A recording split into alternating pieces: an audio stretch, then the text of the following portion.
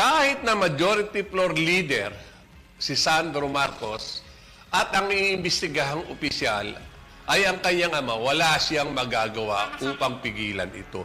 Nek-nek nyo. Nek-nek nyo. Kayo naman, oh. Gagawa lang kayo ng statement, eh.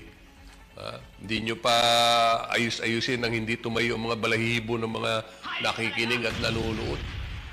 Lalo nyo kaming, nasa mababa na nga kami, lalo nyo pa kaming hinahampas.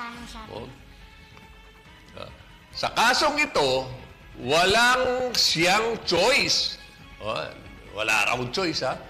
Nakasulat mismo sa rules na kailangan itong i-refer sa Committee of Justice.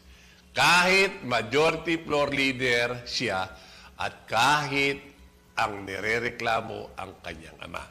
Pahayag po ito ni Flores. Hindi ko alam kung ito ba ay sip-sip o abogado rin. Limitado kamo ang papel. Pinaliwanag na nga ho yan. Limitado ang papel, kunwari. Pero ang laki ng impluwensya. Anak ng presidente yan, eh.